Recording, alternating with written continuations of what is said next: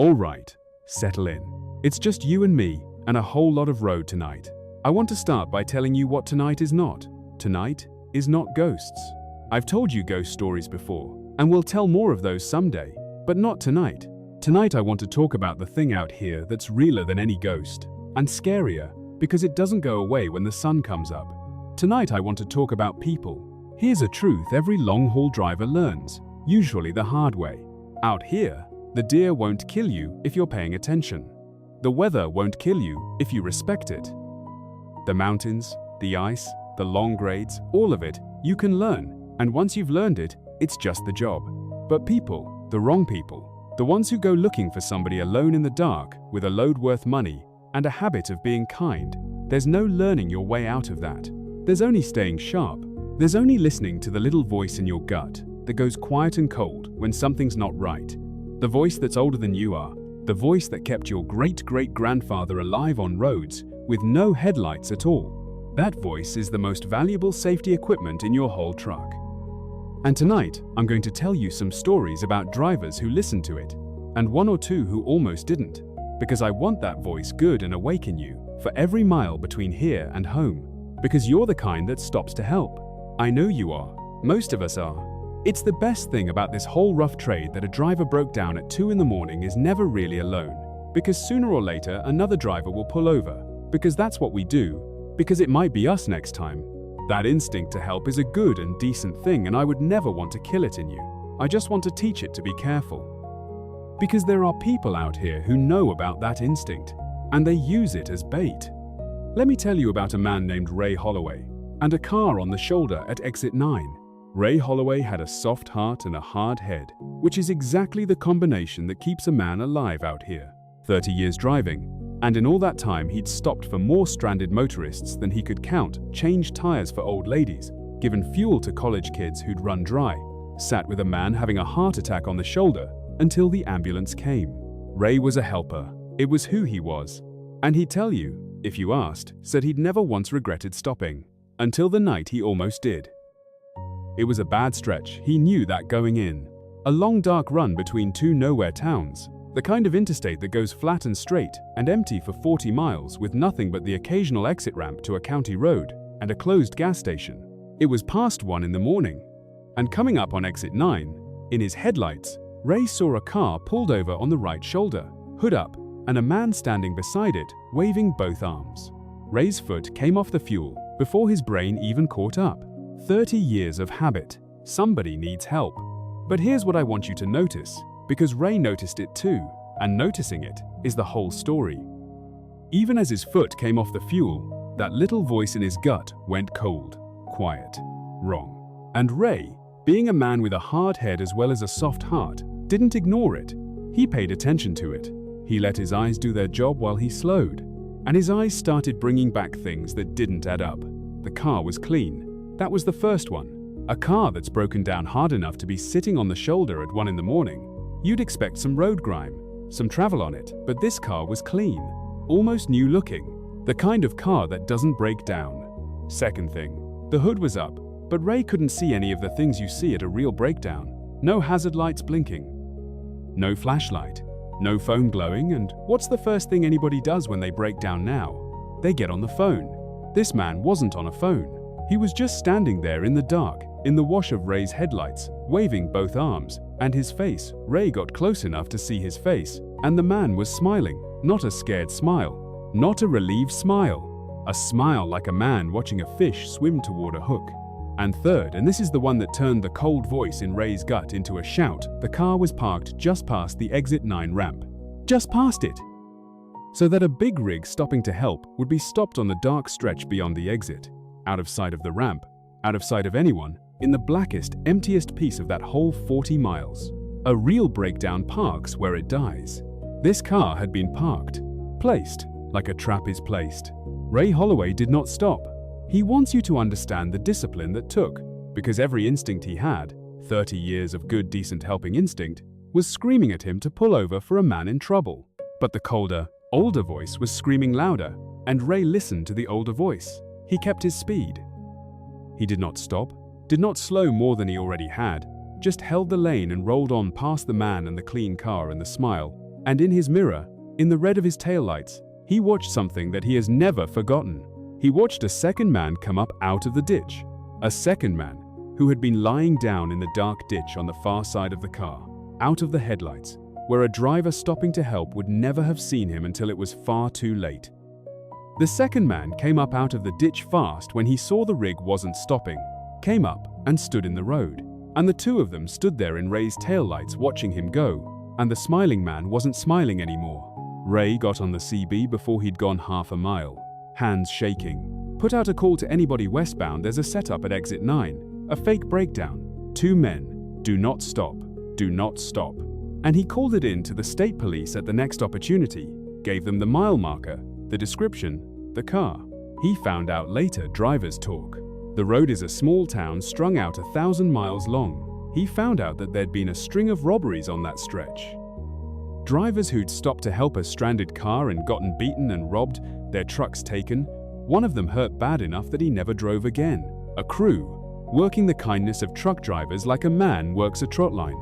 And not long after Ray's call, they got caught because enough drivers had started getting on the CB and warning each other, started refusing the bait, until the fishing dried up and the crew got sloppy and a trooper was waiting. Now here's the part I need you to really hear, because Ray made me promise to pass it along exactly right.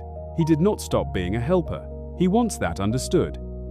He still pulls over for stranded motorists, still changes tires for old ladies, still sits with people in trouble.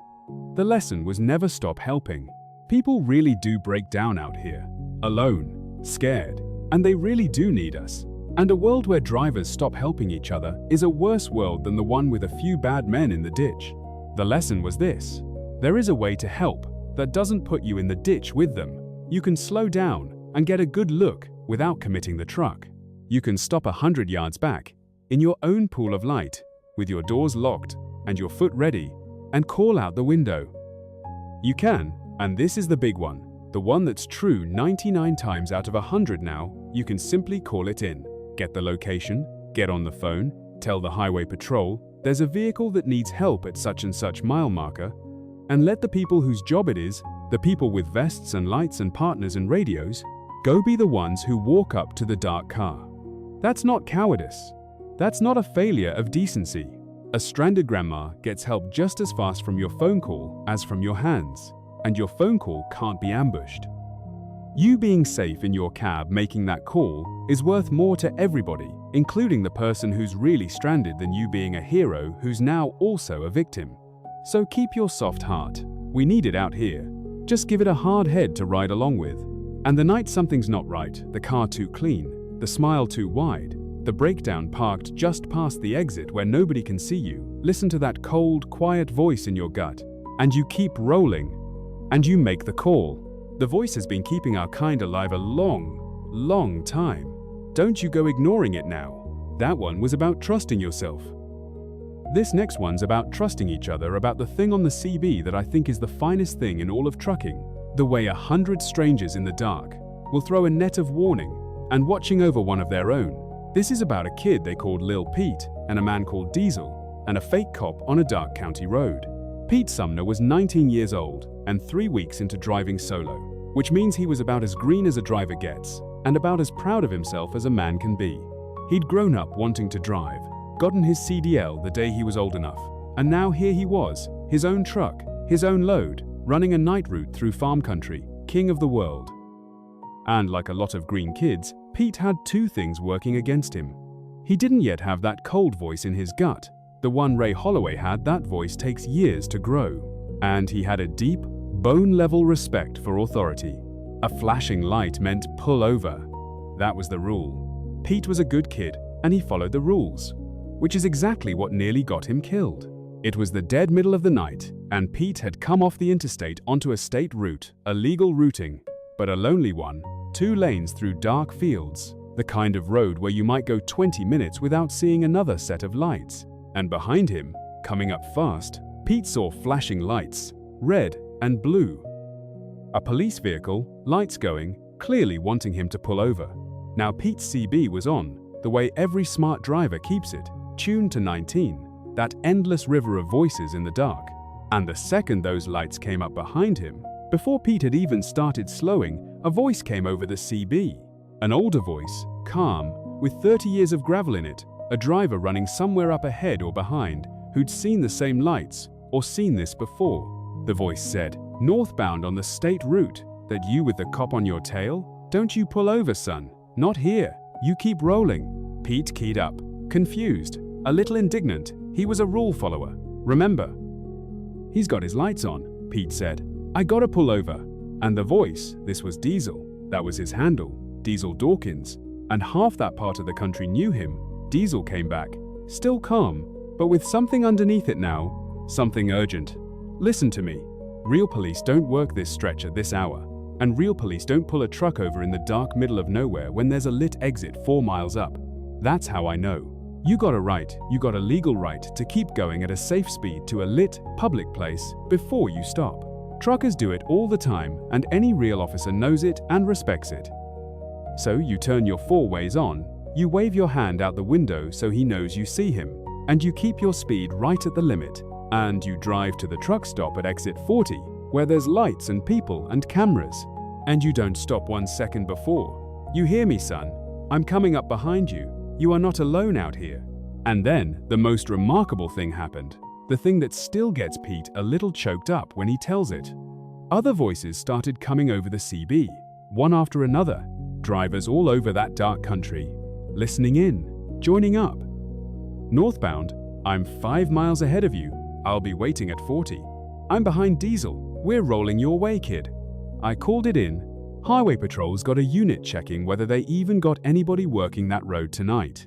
A net of strangers throwing itself over one scared green kid in the dark, because that's what we do, because it might be any of us next time.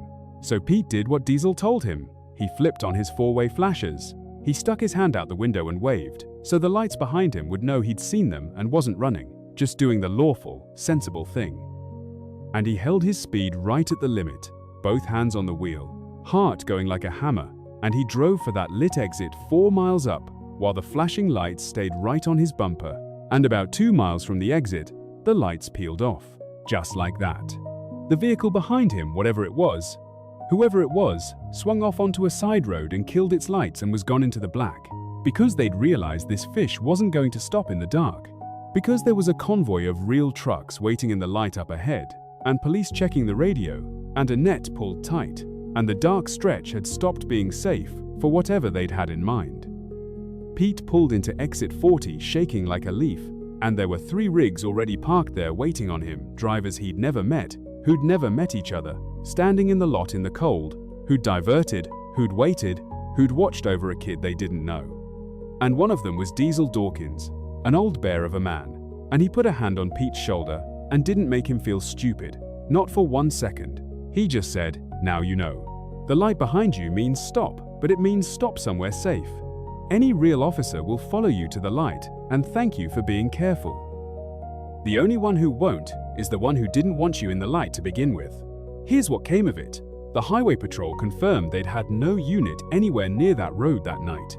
Whoever was behind Pete with red and blue lights was running them illegal, and there'd been reports, on that stretch and others, of someone using lights to pull over solo drivers, especially young ones, especially trucks, on dark, empty roads. I'll let you imagine what for, because I won't say it out loud at this hour, and I don't need to. You know, your gut knows. So learn what Pete learned from a man named Diesel and a CB full of strangers. If you ever get lit up on a dark, lonely stretch, and most times it'll be the real thing, and you'll stop, and it'll be fine, but if that cold voice ever whispers wrong, you have options, and they're legal, and they're smart, and every honest officer in this country knows them. Turn on your flashers so they know you're complying. Wave, or even pick up the phone and dial the police yourself, and tell dispatch you're being pulled over and you're driving to a lit place before you stop. Reduce your speed and proceed calmly, lawfully to the nearest lit, populated, public spot. A real officer will follow you there and understand completely. And you get on that CB because there is a whole town of us out here in the dark, 100 strangers who will throw a net over you the second you call out, who will wait in cold parking lots for a kid they've never met, because that's the trade. That's the brotherhood of the long white line. You are not alone out here. Don't ever forget it. And when it's your turn to be the calm voice for some scared kid with lights on his tail, and it will be you, be Diesel.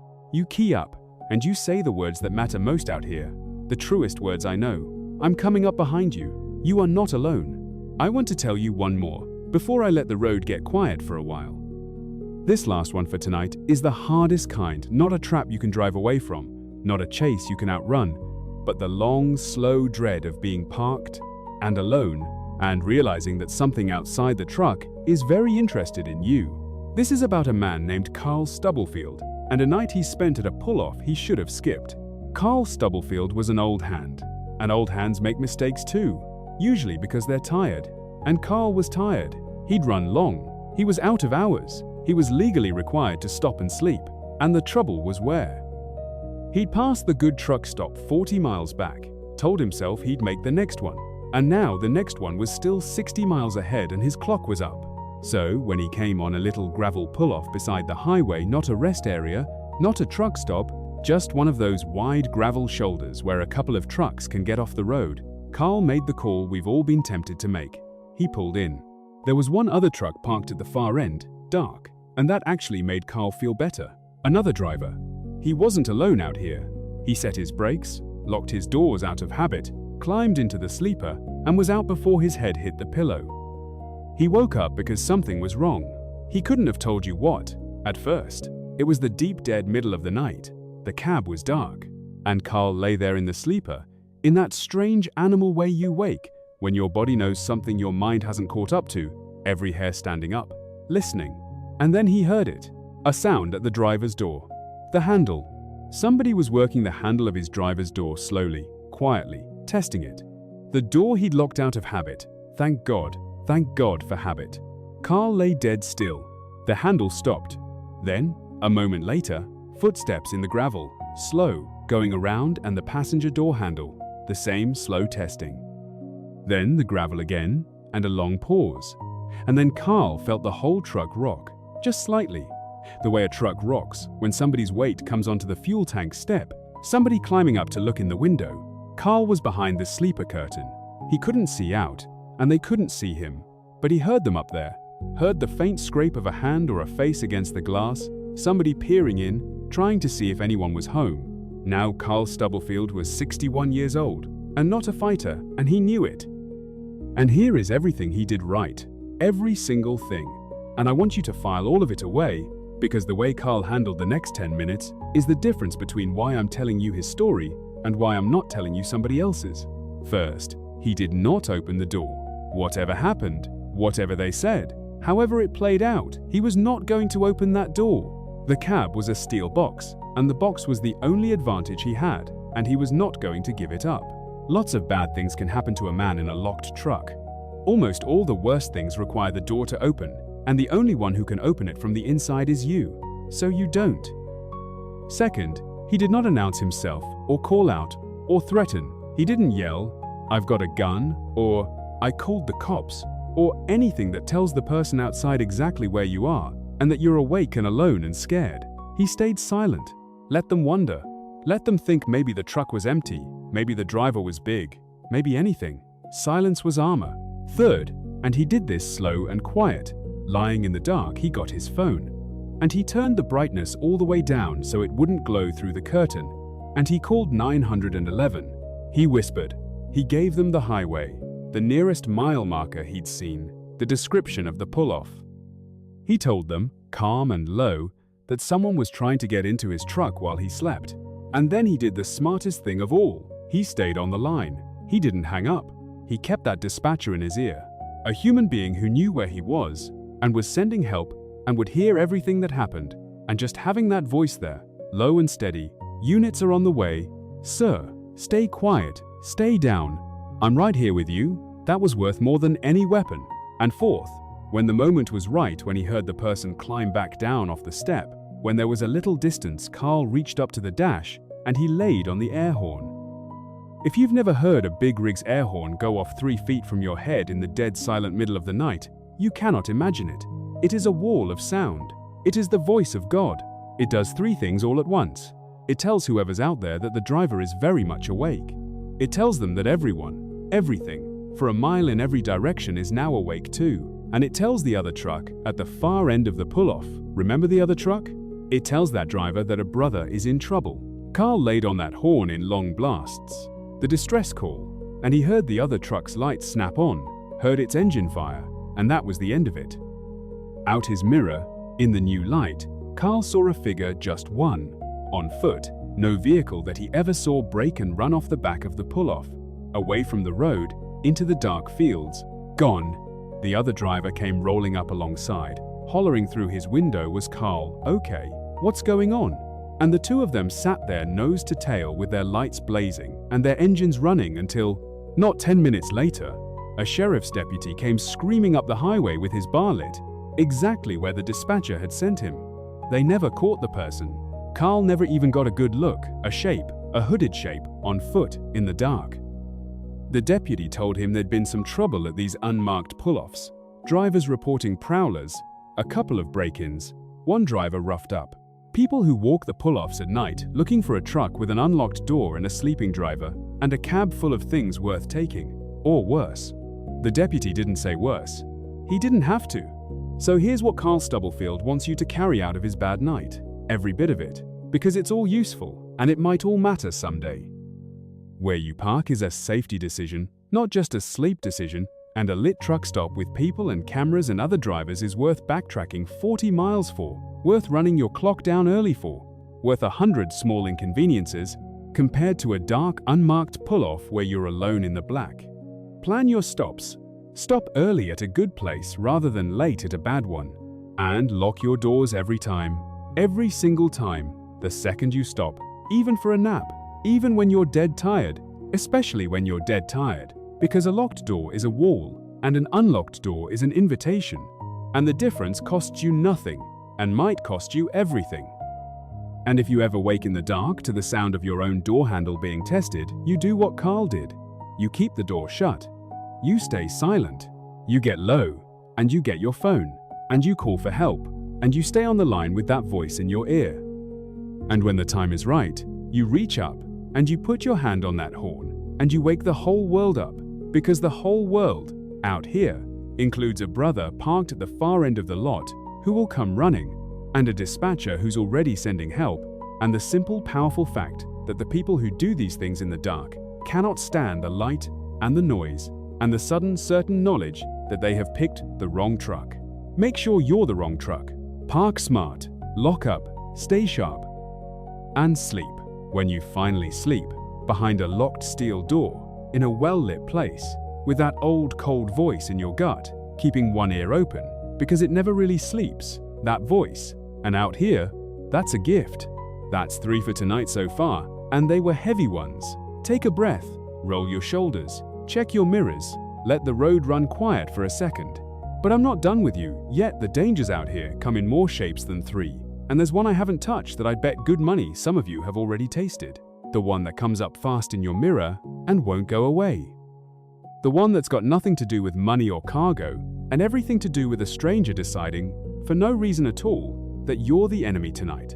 Let me tell you about a driver named Dana Reyes, and a pickup truck that wouldn't quit. Dana Reyes had been driving for 12 years, and she was good at it. Smooth, smart, professional. The kind of driver who makes a 40-ton vehicle look easy.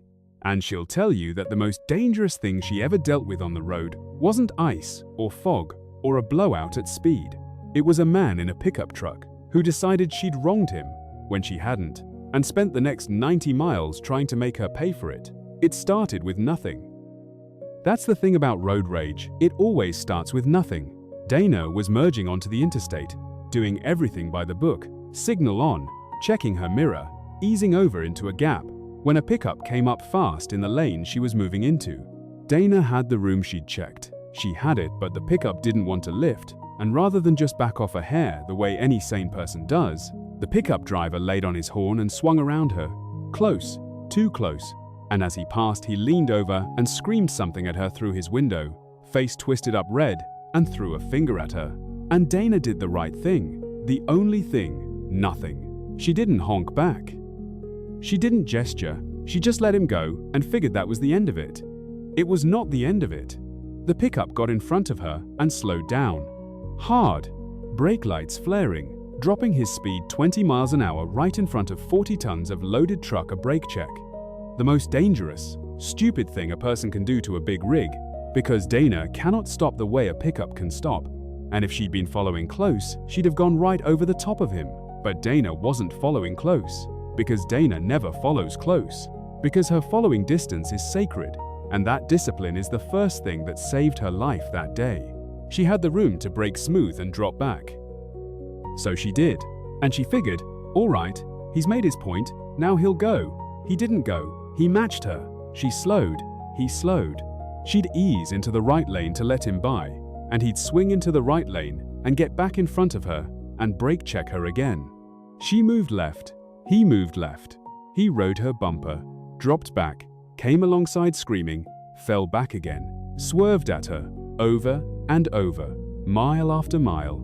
This stranger who decided that a routine merge was a declaration of war. Dana could see him in her mirror gesturing for her to pull over. Pull over, pull over, and we'll settle this.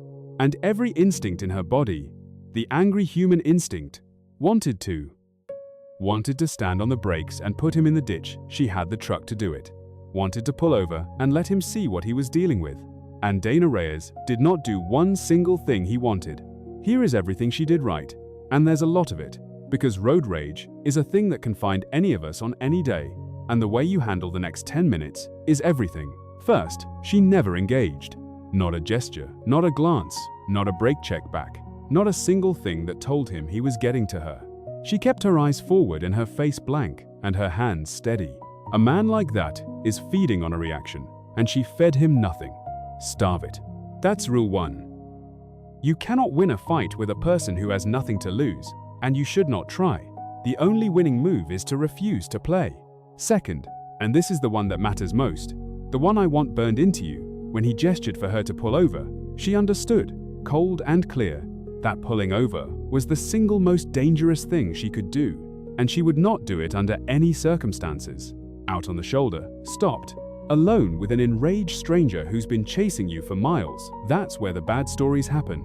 As long as she was moving, in her locked steel cab, in traffic, she was safe. The road rager wants you stopped, the same as the fake breakdown once you stopped, the same as the fake cop once you stopped. Are you noticing the pattern tonight? Almost every truly bad thing out here needs you to stop somewhere you shouldn't. So you don't. You keep rolling. Third, she did not drive toward her delivery, and she did not drive anywhere quiet. Her stop that day was a warehouse down a lonely industrial road, and Dana had the presence of mind to know that the last place on earth she wanted to lead this man was somewhere with no people. So she stayed on the interstate, past her exit, rolling toward the next big truck stop she knew, a busy lit one with people and cameras and other drivers driving toward witnesses, toward light, toward help. Fourth, she called it in, hands-free, calm. She got 911, and she gave them everything the pickup's plate, which she'd memorized the first time he passed her, the make and color, the interstate, her direction, her mile markers as they rolled by. She stayed on the line. She told the dispatcher exactly what was happening in real time, that a vehicle was trying to force her to stop, that she was driving to a public truck stop and would not pull over until she got there. And the dispatcher kept her company and put a unit in motion. And just having that calm voice in her ear, just knowing the professionals knew where she was, took the panic right out of her hands. And fifth, she got on the CB and warned everybody westbound, there's an aggressive pickup, this plate, this description, brake-checking trucks at this mile marker. Watch yourselves so that the net went out, so that other drivers knew, so that she wasn't a lone target, but a reported known quantity with 100 witnesses listening. It ended the way these things end when you do it right. Dana pulled into that big, bright, crowded truck stop, full of rigs and people and lights and cameras, and she drove right up near the building, near the people, and the pickup which had followed her all the way to the entrance, took one look at all of that, at all those witnesses, at the fact that this woman had refused to be alone with him for one single second of 90 miles, and he peeled out of the lot and was gone. And a county unit, vectored in by the dispatcher who'd been on the line the whole time, caught him not far up the road, plate and all. Dana found out later it wasn't his first time. There'd been complaints. He had a habit of this. of deciding strangers had wronged him and hunting them down the highway. And one time, before it hadn't ended at a truck stop, one time the other driver had taken the bait, had pulled over, had gotten out to have it out, and that one had ended in the hospital. Dana didn't take the bait. Dana drove home to her kids. So learn it from her, because road rage doesn't care how big your truck is or how many years you've got, it just needs you to react. When some stranger decides you're the enemy, you give them nothing. No gesture, no glare, no brake check, no race, no satisfaction. You protect your following distance like it's your life, because it is. You never, ever pull over, and you never lead them anywhere quiet. You drive toward light, toward people, toward witnesses, and you call 911, and you stay on the line, and you let the law be the one to deal with him. Your job out here is not to win. Your job is to get home. Let the angry man have his anger. You take the exit toward the lights, and you leave him behind with the professionals, and you go home to whoever's waiting on you. That's winning. That's the only winning there is. I've got one more for tonight, and then I'll let you rest. This last one's about money, about the fact that the load behind you is worth more than you might think, and that there are organized, patient, professional people out here whose entire business is taking it from you, and who have figured out a dozen clever ways to make a truck stop where they want it to. This is about a driver named Reggie Coleman, and a fender bender that wasn't an accident at all. Reggie Coleman was hauling a load of electronics, a full trailer of the kind of high-value freight that organized cargo thieves dream about, through a corridor that, though Reggie didn't fully appreciate it at the time, was one of the worst in the country for exactly that kind of theft. Cargo theft is not some petty thing. Understand, it is a multi-billion-dollar industry run by organized crews, professionals, who watch distribution centers, who know which loads are worth taking, who follow trucks out of the yard and wait for the right lonely moment, and who have refined the art of making a driver stop into a real science. And Reggie had been around long enough and trained well enough by a company that cared to know the warning signs, which is the only reason he still had his freight and his truck and his health by the end of that night. The first sign was the tail. Reggie noticed it not long after he pulled out of the distribution center, a plain sedan, nothing special, that left the area around the same time he did, and then just stayed. 3 cars back, 4 cars back, exit after exit, mile after mile. Cargo crews tail loads from the warehouse, sometimes for 100 miles or more, waiting for the driver to stop for fuel or food, or to get to an isolated stretch. Reggie clocked it the way you clock a thing that's wrong, not certain, but that cold voice in the gut going quiet, and he started doing the smart thing, the thing his company had drilled into him. He didn't stop. Not for fuel, not for coffee, not for anything, not in that corridor, not with that load, not with a tail. He kept rolling toward the next big secure truck stop a safe distance on, and he kept an eye on his mirrors. The second sign was the setup. About 30 miles on, in a darker, emptier stretch, there was suddenly a problem in the road ahead. A car stopped at an odd angle, hazards going, and another car beside it, a little fender bender. It looked like 2 cars that had tapped each other and stopped right there in the travel lanes, half blocking the road, with people standing around them waving for traffic to slow down and stop. And Reggie's foot started for the brake, because that's the reflex. You slow for an accident, and then every alarm he had went off at once, because he saw it for what it was. The accident was in the perfect spot, a dark stretch, no witnesses, just past where the shoulder narrowed. The cars weren't damaged in any way he could see. The people waving weren't panicked, weren't on phones, weren't acting like people at a real wreck. They were positioned, one on each side, herding, the way you herd cattle into a chute. And back in his mirror, the tail car had closed up, and a third vehicle had appeared, pulling up close behind him. They were boxing him, one ahead to stop him, one behind to trap him, the staged wreck to give him a reason to halt. And the second that truck came to a stop in that dark spot, Reggie Coleman knew the doors would open, and it would not be a conversation about insurance. Reggie did not stop. I want to be careful how I say this, because I'm not telling you to drive through human beings, and Reggie wasn't either. What Reggie did was refuse the trap while there was still room to refuse it. He was not yet boxed, there was still a gap. The staged cars hadn't fully closed the lane, and rather than coast to a stop into the chute, Reggie kept his momentum, found the gap they'd left him to lure him in slowly, and he committed to it, easing that big truck through the open lane past the stage wreck without stopping, leaning on his air horn the whole way, so the people waving had every chance and every reason to get clear, which they did, fast, because they were never in any danger and they knew it. He drove through the gap and he got back up to speed, and he did not look back except in his mirrors, where he watched the accident suddenly unhappen, the stopped cars pulling themselves back together, and the whole staged scene dissolving because the fish hadn't taken the hook. And then he did the rest of it right. He got on the phone to 911, gave them the location, the staged accident, the vehicles, the plates he could read, the direction. He got on the CB and he threw the net. There's a staged wreck at this mile marker. It's a cargo theft setup. Do not stop. They're boxing trucks. Pass the word. He called his company's security line, because a good company has one, and they alerted the authorities, and they started tracking his truck. And he kept rolling, watching his mirrors, all the way to a big, secured, well-lit truck stop, where he pulled in among the lights and the cameras and the other drivers, and where the crew that had been tailing him, he never saw them again. They'd broken off. You don't take a load that's been reported, from a driver who's wide awake, into a truck stop full of witnesses. They'd move on to an easier target.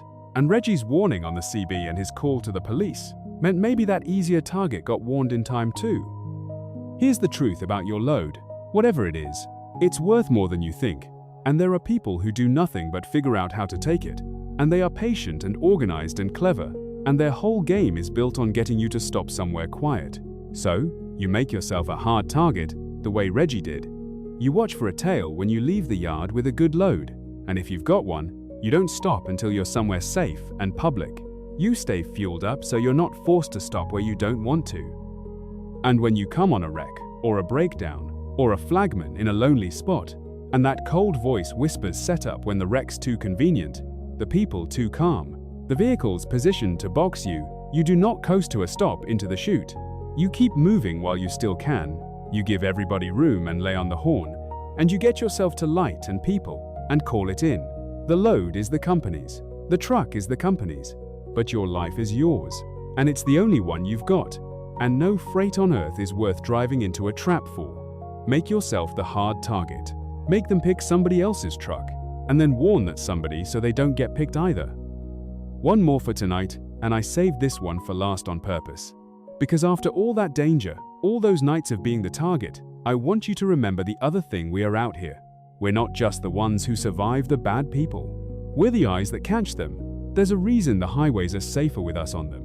And it's not our mirrors and our marker lights. It's that there are 100,000 pairs of watching eyes rolling across this country every night, sitting up high where we can see into cars, see into dark corners of rest areas, see things nobody else is positioned to see. And every so often, one of us sees something and does something and saves a life. This is about a man named Lou Brennan and a thing he saw at a rest area that he very nearly drove right past. Lou Brennan couldn't sleep. It happens. He'd pulled into a rest area for the night, a decent one, lit, a few other rigs parked in the truck row, and he'd done everything right and laid down and just couldn't drop off. So he was sitting up in his cab in the dark, a little after midnight, drinking the last of his coffee and looking out the windshield at the car lot down the way, the part where the four-wheelers park, the regular travelers. And that's how he came to see it. There was a car parked down there, and a man and a woman standing beside it. And at first Lou thought nothing of it, a couple stretching their legs, an argument, none of his business. But Lou was a watcher, the way good drivers get to be, and something about it held his eye and turned that cold voice on in his gut. The woman's body was wrong. She was pulled back, leaning away from the man, and he had hold of her arm, and she was trying to get it back. And then Lou saw her look around the lot, that look, that searching, frightened look, a person looking for anybody, looking for help, and he saw the man yank her toward the open car door, and he saw her plant her feet and resist, and he heard, faint across the lot, a sound that a person makes when they are afraid and being made to do something they don't want to do. Now, I want to talk you through exactly what Lou Brennan did, because it is a masterclass in being the eyes of the highway, and it is the opposite of what the movies would tell you to do, and it's the reason this story has the ending it has. The movie version is Lou jumps down out of the truck and runs across the lot to fight the man. And Lou's first instinct, he'll admit, was exactly that. But Lou was not a young man and not a fighter. And more than that, he understood something important in that half a second. If he came charging in, unarmed, not knowing if the man had a weapon, he might get himself killed, he might get her killed, he might just turn one victim into two, and a rescue into a tragedy. A dead hero saves nobody. So Lou did not lead with his body, he led with his head, and with the tools he actually had, which turned out to be more powerful than any fist. First, in the space of about 4 seconds, he got the information, the license plate. He read it, he said it out loud 3 times to burn it in. The state, the numbers, the make and color of the car, the man's build, his clothes, the direction the car was pointed. Because Lou understood that the single most valuable thing he could do for that woman, even more than anything physical, was to be a witness who could give the police a plate. Because a plate is how they find a car, and finding the car is how they find her. So he got the plate first, always the plate. Second, he called 911, immediately, and he did not whisper this one. He was across a lot and up in a cab, safe, so he spoke fast and clear, and he told them everything in the right order. Location, rest area, the highway, the mile marker, a woman being forced into a vehicle against her will. Here's the plate, here's the description, here's the direction. It's happening right now. Send everyone. And he stayed on the line. And third, this is the beautiful part. The part that ended it. Lou Brennan reached up and he turned night into day. He flipped on every light that truck had. Headlights, high beams, marker lights, the works, all of it blazing straight down the lot at that car. And he laid on the air horn, long, loud, again and again, that wall of sound rolling across the whole rest area in the dead of night. And he got on the CB, and he hollered for every driver in that truck row to wake up. Lights on. Somebody's in trouble in the car lot. Lights on now. And one by one, down the row, the rigs came alive, headlights snapping on, air horns answering his, a dozen engines firing, a wall of light and noise, and 40-ton trucks all suddenly awake and aimed down at one car in the lot. And the man let go of the woman and ran. Because that's the thing about the people who do this. They are cowards who count on darkness and isolation, and nobody watching. They cannot stand the light, they cannot stand the noise, they cannot stand a dozen witnesses suddenly awake and 100 eyes suddenly on them, and the certain knowledge that every one of those truckers has a CB and a phone and just got a good look. The whole thing, the darkness he needed, the privacy he needed, the helplessness he was counting on, Lou Brennan destroyed all of it in about 10 seconds, without ever leaving his cab, without ever putting himself or her in front of whatever that man might have been carrying. The man bolted for his car and tore out of the lot alone, and the woman was left standing there in a lake of headlight, shaking, alive, free. And here's the ending. That plate Lou had burned into his memory and handed to the dispatcher. A unit picked the car up, not 10 miles up the road, exactly because Lou had the plate, exactly because he'd called it in that fast. The man had a history. The woman was somebody he'd taken, and she was somebody's daughter, and because an off-duty long-haul driver couldn't sleep and was watching the lot and kept his head and used his lights instead of his fists, she went home. She went home. So this is what I most want you to carry out of this whole long night. And it's the thing that turns all that fear into something good. You are the eyes of the highway. You sit up high. You see into the cars. You see the dark corners of the lots. You're awake at the hours when the bad things happen and nobody else is around to see. That's not a burden. That's a power. Maybe the best power we've got. And being the eyes doesn't mean being a reckless hero who charges in and gets killed for nothing. It means you watch.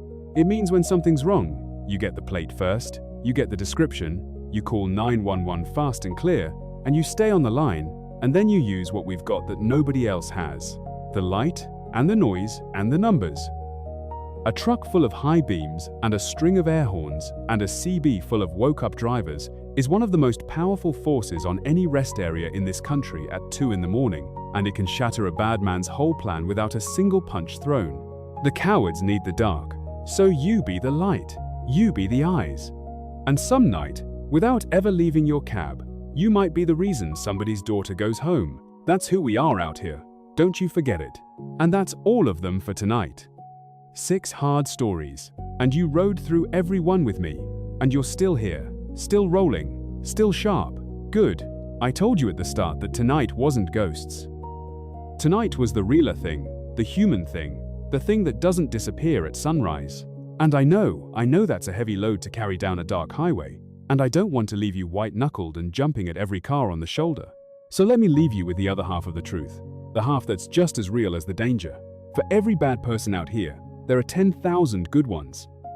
For every crew in the ditch, and every angry man in a pickup, and every patient thief tailing a load, there are 100,000 of us drivers strung out across this whole country at this very hour, all watching the same white lines, all listening to the same channel, all of us ready in a heartbeat to throw a net over any one of our own who calls out in the dark. The danger is real, but so is the brotherhood, and the brotherhood is bigger. That's why we trade these stories not to scare you, but to arm you, so that the hard lessons somebody else learned can ride along in your cab and keep you safe, the way they'll keep the next driver safe when you pass them on. So here's what you carry out of tonight. Trust that cold voice in your gut. It is older and wiser than you are. Keep your doors locked. Every time, every stop.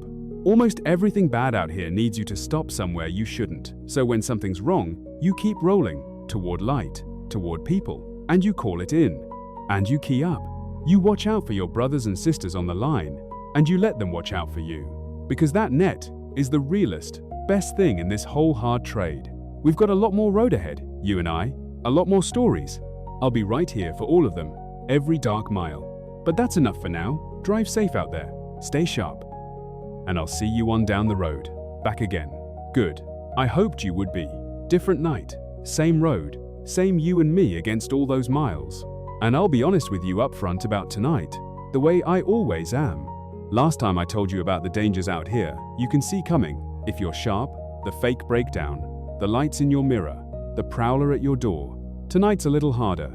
Tonight's about the dangers that get up close, before you know they're dangers at all. The stranger you let into your cab out of kindness. The knock on the door in a storm, when you can't tell friend from harm. The friendly face at the fuel island who's working an angle you can't see yet. And one or two that aren't about you at all, about the ones who didn't make it home. And the one I'm proudest to tell you, about a wreck and a wall of trucks and a family that lived. So same rules as always, eyes on the road, not on me. I'm just the voice keeping you company while you do the real work. And keep that cold, quiet voice in your gut awake, because tonight, more than ever, it's the thing that's going to do the heavy lifting. Let me start with the oldest temptation there is out here. Let me tell you about a man named Wade Tillman, and a fellow he picked up on a cold night against everything he knew better. Wade Tillman came up in an era when picking up a hitchhiker wasn't the unthinkable thing it is now. Back in his early days, drivers gave a lift to a soldier heading home, a kid who'd run out of options, somebody walking a long, empty stretch in bad weather. Wade had a soft spot for it, a memory of being young and stranded himself once and grateful for a stranger who'd stopped. So, even years later, even when everybody knew the rules had changed, even when his own company forbade it and his own gut knew better, Wade still felt that old tug. And one cold night, that old tug got the better of his good sense. There was a man walking the shoulder of a lonely stretch, no coat to speak of, in real cold, and Wade, picturing himself at that age, picturing how cold that man had to be, slowed down and popped the door. The man climbed up, thanked him, said he was trying to get to the next city. His ride had fallen through. And for the first few miles it was fine. And then, it started not being fine. It was small things first, the way it always is. The man wouldn't settle. He kept turning to look out the back window, the way a person does when they're afraid of being followed. When Wade made easy small talk, where you from, where you headed, the answers came back vague and shifting. A city he then couldn't name a street in, a job he couldn't describe. He flinched at headlights coming the other way. And when a news bulletin came on the radio, Wade had it on low, just background. When the radio mentioned the police were looking for a man in that area, the hitchhiker reached over without a word and turned the radio off. Just turned it off, in another man's truck, and stared straight ahead. And the cold voice in Wade Tillman's gut, the one he'd ignored when he stopped, came roaring to life all at once, and it said, "You have made a serious mistake. And now you need to get this man out of your truck. Here is everything Wade did right. And it's a different kind of right than the stories where you just keep rolling because this danger was already inside the cab with him and you can't outrun what's sitting in your own passenger seat. So the play is different. The play is calm and patience and getting him out somewhere safe without ever letting him know you're afraid. First, Wade gave no sign. None. Every instinct screamed, but he kept his voice easy, his face relaxed, his small talk going just like before. Because the most dangerous thing he could do was let a possibly dangerous man see that he'd been made, that's the moment a tense situation turns into a violent one. So Wade stayed friendly, stayed dumb, stayed the harmless trucker who hadn't noticed a thing. That performance might have been the bravest thing he ever did. Second, he did not try to be a hero. He didn't try to detain the man, or confront him, or trick him into a corner. A moving truck is the worst possible place to start a fight with a stranger. And Wade wasn't a cop, and it wasn't his job to make an arrest. His only job was to get this man out of his cab and get himself safe. Third, he manufactured a reason to stop somewhere public, well lit and full of people, and he made it sound like nothing. He let a few miles roll by, easy, and then he said, casual as you please, that he was sorry, but he was required to stop and fuel and do his inspection up here at the big truck stop. Company rules. The truck logs it. Nothing he could do about it, and that this was about as far as he could take him anyway, but hey, the truck stop's a good spot to catch another ride, lots of traffic. Made it the man's good fortune, not a brush-off. And he pulled into the busiest, brightest truck stop he could find, right up near the building, near the lights and the cameras, and all those people, and the hitchhiker who maybe felt the same pull to not make a scene in front of all those eyes got down, and said thanks, and walked off toward the building. And Wade Tillman locked his doors, pulled his truck forward into the light near the fuel desk, and with shaking hands called the police and told them everything. The truck stop, the direction the man went, his description, every detail he'd memorized in those long miles while pretending not to notice anything at all. He found out later he'd been right to be afraid. The man matched a bulletin wanted and dangerous, the kind of dangerous you don't want to know the details of at this hour. Wade's call put officers at that truck stop fast, so learn the whole shape of this one because it's two lessons in one. The first is the simple one, the one Wade learned the hard way: don't pick up riders. The error when that was a kindness is over, for your safety and frankly for theirs too. Your cab is your home and your fortress, and you alone decide who comes into it. And the answer to a stranger on the shoulder, however much your heart tugs, is to keep rolling and call it in so the professionals can go check on them. That's the kindness now, a phone call. But the second lesson is the one I really want you to have, because life is messy, and someday you might find yourself in a bad spot, with a bad feeling, and a stranger already in your space, at a stop, in your cab, wherever. And the lesson there is, don't let on, don't confront, don't play hero. Stay calm, stay friendly, give them no reason to think you've noticed anything, and steer the whole thing, gently, toward light and people and a natural place to part ways. Get safe first. Get them gone. Then make the call. Calm and patient and alive beats brave and dead every single time. This next one's about a different kind of danger, the kind that doesn't have a face at all, that just comes down out of the sky and tries to kill everybody at once, and about the hard choices it forces on a person about who to trust when trust might mean life or death. This is about a woman named Owen Drake, caught in a whiteout, and a knock on her door in the worst of it. Owen Drake had driven through plenty of snow, but she'd never seen anything come on like the storm that caught her that night. The forecast had it bad, the reality was worse. One minute, she had visibility, and the next, she was inside a whiteout so total that the world simply ceased to exist past her own hood. No road, no horizon, no sky, no ground, just a screaming white nothing, and the wind rocking 40 tons like a toy. And Owen did the only safe thing there is to do in a true whiteout, which is the thing that saved more lives than any other in a storm. She got off the road. She found an exit more by feel than sight, crept down it, got herself into the lee of a building in a truck stop lot where a handful of other rigs had already taken shelter, set her brakes, and shut it down to wait the storm out. Because you do not drive blind. A truck you can't see out of is a truck that's about to be part of a 60-vehicle pileup, and the graveyard is full of drivers who thought they could push through one more mile. She bundled up, ran the engine in cycles for heat, the way you do, careful, always careful, to keep that exhaust pipe clear of drifting snow, because a blocked pipe and a running engine is a quiet killer that's taken drivers in their sleep. And she settled in for a long, cold night of waiting, listening to the storm try to peel the truck apart, listening to the CB where the other sheltered drivers checked on each other in the dark, a little scattered community of strangers riding out the same fury together. And somewhere in the blackest, coldest, loudest part of it, there came a pounding on her door. Owen's heart about stopped. A figure was out there in the storm, hammering on the driver's door, a shape barely visible through the snow-caked glass, hunched against the killing wind. And here was the dilemma that the cold puts to a decent person, the cruelest dilemma there is. Out there in that storm, exposed, a human being could be dead in an hour, maybe less. Compassion screamed open the door. But the other voice, the cold, careful one, whispered what every one of these stories has whispered: you don't fling open your door in the dark for a stranger you can't see.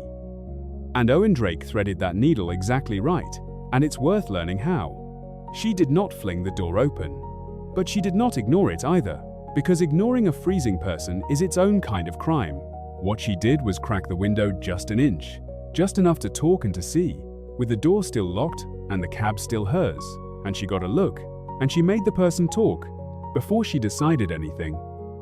And what she saw and heard, once she got past her own pounding heart, was unmistakably real. A young couple, half frozen, terrified, their little car buried in a drift 100 yards off where they'd slid off the ramp, the heater long dead, the man's face gray with cold, the woman crying and shaking too hard to speak. This wasn't a story or an angle. This was the storm doing what the storm does. And Owen made the call that compassion and good sense both pointed to once she'd actually looked. She let them in, got them up into the warm cab, wrapped them in her spare blankets and her sleeping bag, got hot liquid into them, got on the CB, and told the other drivers she had 2 half-froze kids from a car off the ramp, and was anybody able to relay to the authorities. And the net did its work, and word got passed, and a plow with help on board eventually clawed its way to them. That couple would have died that night. The car was found nearly buried by morning, another few hours in it, and the cold would have had them. They lived because a trucker took shelter instead of pushing on, and because when the knock came she neither flung the door wide nor turned away, but cracked the window, and looked, and saw the truth, and then did the brave kind thing. Now, Owen told me there's a darker footnote, and I'll give it to you because it's why the careful part matters. She learned later that in big storm standstills, those long lines of stopped trucks, drivers trapped and distracted and desperate, there have been times when people worked the chaos, going rig to rig, using the emergency as cover for worse intentions. It's rare, but it's real. And it's exactly why you crack the window first instead of opening the door, why you look and listen and let the person show you what they are before you give up the safety of your locked cab. In Owen's case, the kids were exactly what they seemed, and she got to be a hero. But the habit that let her be a hero, safely assess first, open second, is the same habit that would have protected her if they'd been something else. So carry both halves of it into every storm. Don't drive blind, get off the road and shelter. Every time, no load is worth a whiteout. Keep your exhaust clear and run your heat in cycles. And when the cold puts that terrible choice to you, a knock in the dark, and a life may be hanging on it, you don't have to choose between cruel and reckless. Crack the window, look, listen, let them show you the truth. And then, most times, you'll get to do the thing that's the whole reason we're worth a damn out here. You'll get to save somebody. Just save them smart. Here's one closer to home about the moments we're most exposed and think about least. The ordinary stops, the fuel island, the lot, where you're out of your fortress and distracted, and somebody's been waiting for exactly that. This is about a man named Cleve Dorsey, and a sad story at the pumps that wasn't sad at all. Cleve Dorsey was fueling up late at a truck stop in a part of the country he didn't know well, a stop that had a little bit of an edge to it, the kind you can feel. And while he was standing at the fuel island, hands busy, mind half on the numbers rolling up on the pump, a man came walking up across the lot toward him with a sad and friendly face, and a story already starting. The man was real sorry to bother him. His car was out of gas, just over there. His wife and kid were waiting. He'd lost his wallet. Could Cleve spare just a few dollars? Or better yet, and here the man started moving around, closer, to Cleve's side, between Cleve and the cab. Better yet, could Cleve maybe just give them a lift up the road? It wasn't far. He'd be a lifesaver. And the whole time the man talked, he was working his way in. Friendly, hands moving, getting closer and closer, getting Cleve turned around, getting himself positioned right by the open space of the cab. And the cold voice in Cleve Dorsey's gut sat up and said, "Something is wrong here." So Cleve did what that voice told him, and he started really looking instead of just listening. And what he saw, once he looked, was the rest of it. There was a second man, over by the corner of the building, hanging back in the shadow at the edge of the lights, not doing anything, just watching Cleve, watching the first man work him, waiting. And Cleve understood, cold and clear, that the sad story was a play. That while one man kept his eyes and his hands and his attention busy and worked him away from his cab, the situation was being set up for the cab, for his wallet, for whatever they could get the second the moment was right, and Cleve's guard was down. Here is everything Cleve did, fast and right, and none of it was dramatic, which is the point. He kept his cab locked. He'd locked it when he stepped out to fuel every time, every stop, even just to pump, and he did not unlock it now, did not open it, did not so much as glance at it, in a way that said, "Here's the thing you want. A locked cab is a locked cab." He did not let the man maneuver him. The second he clocked the game, Cleve repositioned, put his back to the truck, kept the fuel island and the bright lights and the building between himself and the shadows, and made sure he could see both men, the talker and the watcher, at once. He took away the blind spot they were trying to build. He said no, firmly, plainly, no apology, no long explanation that keeps the conversation going and keeps the man close. Just, "Can't help you, partner, good luck." And when the man pressed, they always press, the pressing is part of the play. Cleve said it again, harder, and started moving, finished his fuel quick, and walked toward the building, toward the cashier, toward people and cameras and light. He was willing to be rude. That's a thing decent people struggle with, and it's a thing you have to make your peace with out here. A firm, cold no to a stranger working an angle is worth 100 times more than the politeness that keeps you standing in a dark lot getting set up. You do not owe a stranger your courtesy at the cost of your safety. And he told the cashier, and he called it and described both men, the play, the lot, so the next driver might get a warning, and the truck stop might run somebody off. The two men, seeing their fish swim into the lights and start talking to the cashier, drifted off into the dark to wait for an easier mark. So here's the thing about your stops. The ordinary ones you don't think twice about.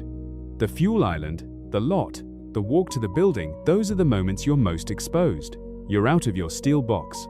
You're distracted, hands full, mind on the pump, or your phone.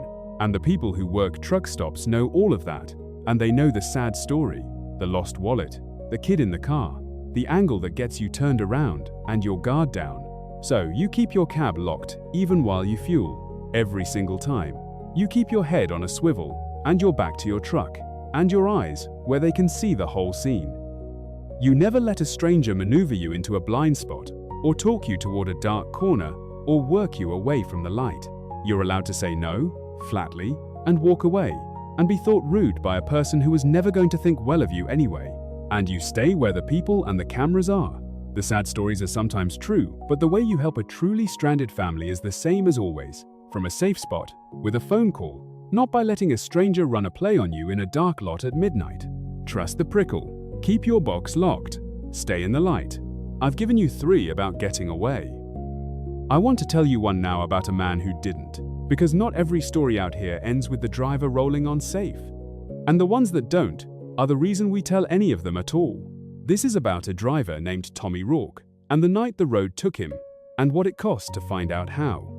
Everybody on that corridor knew Tommy Rourke. He was one of the good ones, a steady, friendly, careful driver, the kind who'd been running the same lanes for years, who knew every fuel desk and waitress and way station by name, who always had a wave and a word on the CB. He was a creature of habit and a stickler for doing things right. Which is exactly why, the night he stopped checking in, people knew right away that something was wrong. Tommy made regular calls to his dispatch, to his wife, the ordinary rhythm of a careful man's run. And one night, those calls just stopped. No answer, no word. And because Tommy was the reliable kind, the silence set off alarms fast his wife called the company. The company couldn't raise him, and within a day his truck turned up, parked at a truck stop on his route, locked, his things inside, and Tommy, late, just gone. No note, no sign, no trouble anybody had seen coming. A careful man vanished into the night between one check call and the next. What happened then is the part I want you to hold on to, because it's the road at its best in the middle of the road at its worst. The CB lit up and stayed lit. Drivers all over that corridor started watching, asking, remembering. Had anybody seen Tommy that night? Anybody see who he'd talked to? What cars were around? Anything strange at that stop? Drivers who'd been there started piecing together what they'd noticed: a stranger who'd been hanging around the lot, a vehicle that didn't fit, the small wrong things that nobody thinks twice about in the moment, and everybody remembers afterward. Truckers became, the way they so often do, the eyes that the case needed. And it was the road's memory, 100 drivers' worth of half-noticed details, plates jotted down out of habit, faces recalled, that finally helped the authorities understand what had happened to Tommy Rourke. I won't give you the details of it at this hour. You don't need them, and I won't put them in your head while you're alone in the dark. I'll only tell you what the shape of it was. That there had been someone working that corridor who preyed on drivers, who used the isolation and the trust and the routine of this life as a weapon, and that Tommy, careful, friendly, reliable Tommy had crossed paths with the wrong person on the wrong night. And I'll tell you that the person was caught, eventually, and that the catching owed a great deal to the fact that the trucking community would not let it go, would not stop watching and remembering and reporting, because Tommy was one of theirs, and you do not let one of your own just vanish into the dark unanswered. So here is what Tommy Rourke's story asks of you, and it's not fear, it's two simple habits that cost you nothing and might someday be everything. The first, tell somebody your route and check in. Let your people know where you are and when they'll hear from you next, on a real rhythm, so that if the calls ever stop, somebody knows fast and knows where to start looking. A careful man's check-in is what turned Tommy's silence into a search within hours instead of days. That matters. That's the difference between found and never found. And the second, be one of the eyes. Notice things.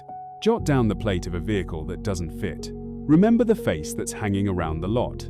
Most of it will be nothing, and you'll never think of it again, but someday, for some driver, your half-noticed detail might be the thread that unravels the whole thing.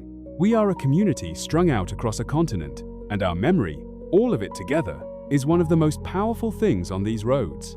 Tommy didn't make it home, but the road remembered him, and the road answered for him, and that's the promise we make to each other out here, the living and the lost both. Nobody just vanishes. Somebody's always watching. Be one of the somebodies.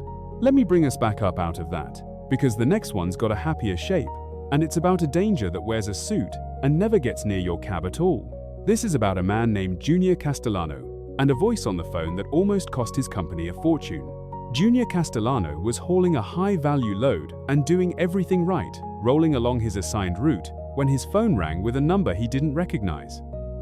The voice on the other end was professional, friendly, and knew things, knew Junior's name, knew his load number, knew the shipper, talked the talk, said he was calling from the broker handling the freight, that there'd been a change on the customer's end, and that Junior needed to divert and deliver to a different address or meet a company rep to swap the trailer, and that it was time-sensitive, needed to happen now, today, right away.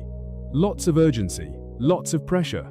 Act fast, don't make waves. The customer's depending on it. And here's the thing that makes this kind of danger so nasty. It sounds legitimate. There was no man in a ditch, no lights in the mirror, nothing your gut would normally flag, just a competent professional voice with all the right details, asking a driver to do a slightly unusual thing in a hurry. Because cargo theft, the smart, modern kind, isn't always muscle. A whole lot of it is fraud. Now organized people who gather information about loads and drivers and brokers, who impersonate the people you trust, who use a phone call and a confident voice and a sense of urgency to talk a load right off its route and into their hands without ever throwing a punch or showing a face. It's called strategic theft, and it's costing this industry a fortune, and the only thing standing between the thieves and the freight is a driver who stops and verifies. Which is exactly what Junior did. Because under the polish, something pinged that cold, quiet voice, and it wasn't anything dramatic, it was just this. Real changes don't usually come as a surprise phone call from a number you don't know, with pressure to act before you can check. The urgency itself was the tell. So Junior did the one thing that defeats this entire kind of scam. He didn't argue, didn't comply, didn't commit to anything on that call. He just said he'd have to confirm it through his dispatch, and he'd call them right back. And then he hung up. And he did not call the number that had called him, he called his own dispatch, on the number he knew, the real one, the one in his own phone, and he asked. And his dispatch said, "What change? There's no change. Deliver as planned. Do not divert. Do not swap that trailer with anybody." And just like that, a fraud that would have handed a fortune in freight to thieves fell apart, because one driver took 2 minutes to verify through a channel he trusted instead of acting on a stranger's say-so. He reported it, and it turned out his buddy on another load had gotten the same kind of call that week and had very nearly fallen, for it was halfway to the bogus address before something nagged him into calling it in. So learn this one cold, because it's the future of stealing out here, and it doesn't look like danger at all. Any change to your instructions, a new delivery address, a trailer swap, a meet with some rep, anything that diverts you or your freight, you verify it through known, trusted channels before you act on it. You call your real dispatch on the real number. You do not act on an unexpected call, text, or email just because the voice is confident and the details are right and they're pushing you to hurry. Urgency is the scammer's best tool. Anyone telling you that you have to act right now before you can check is telling you exactly why you should stop and check.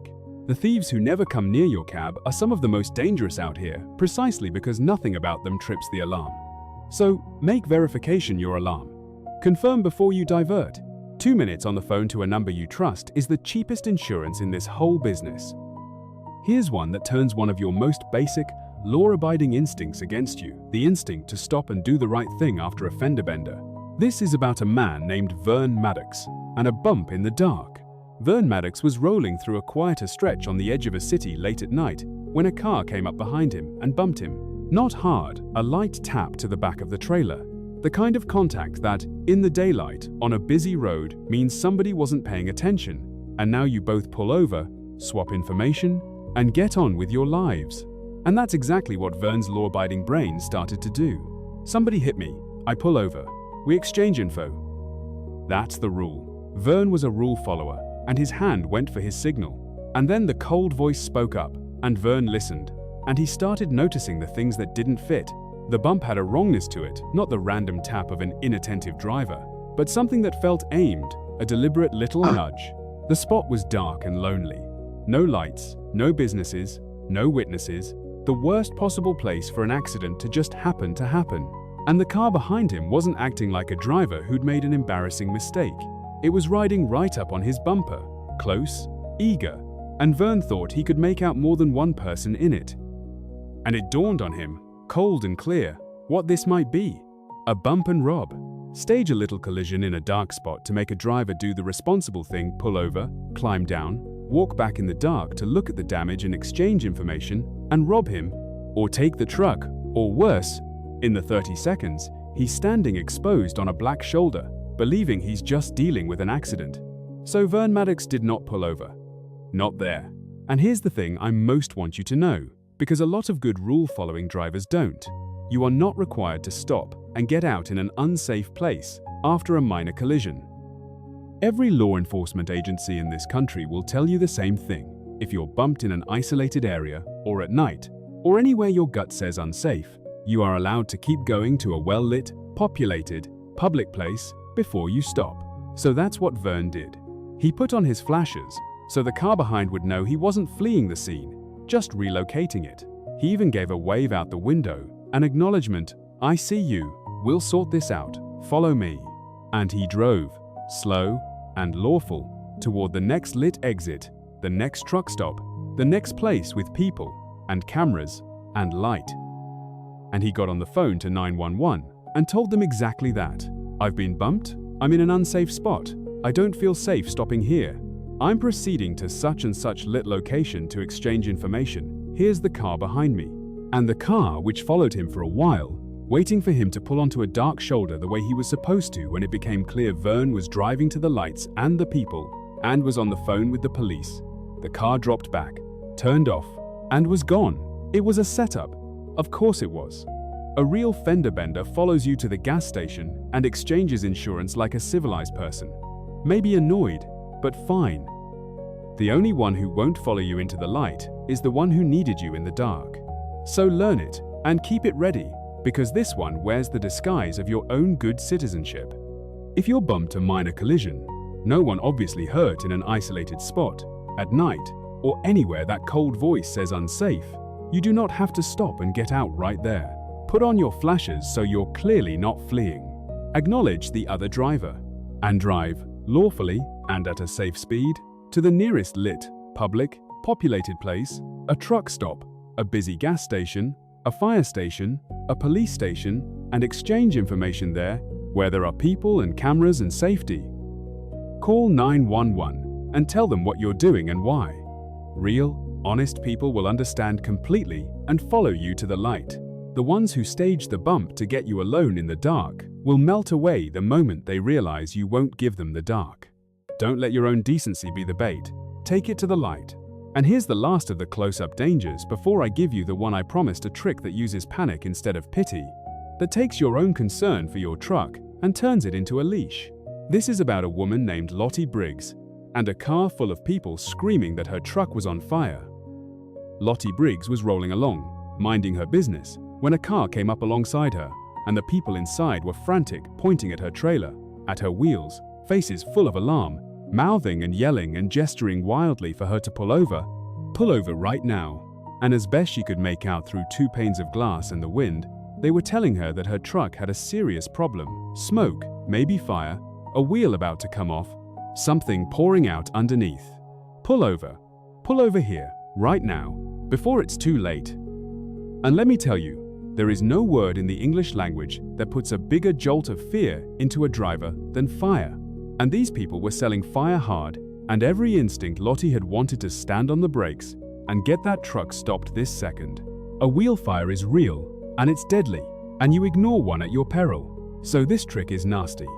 Because unlike the sob story that works on your pity, this one works on your panic and on your genuine, responsible concern for your equipment. It stampedes you. It's designed to make you pull over fast, without thinking, in whatever spot they've herded you to. But Lottie Briggs had a cool head and a couple of good habits, and they saved her. The first habit: she trusted her instruments and her own eyes before she trusted a stranger's screaming. She scanned her gauges, temperatures normal, pressures normal, no warnings, nothing. She checked her own mirrors, hard no smoke that she could see, no fire, no dragging. Her truck, by every signal it was giving her, was fine.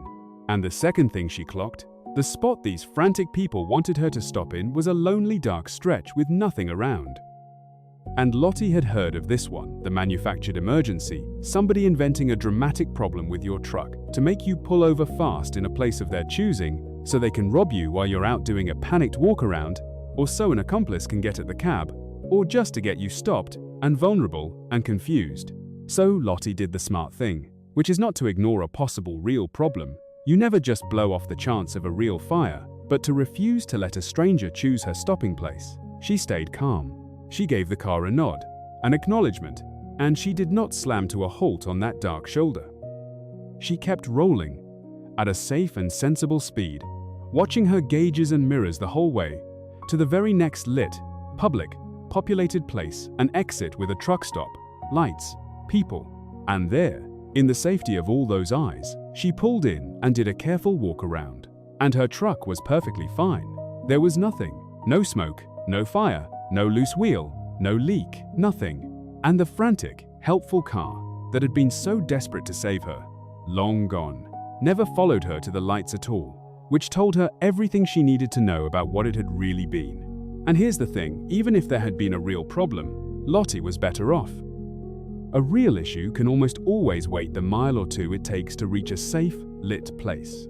And pulling over on a black shoulder for a wheel problem is its own serious danger, with traffic flying by and you on foot in the dark.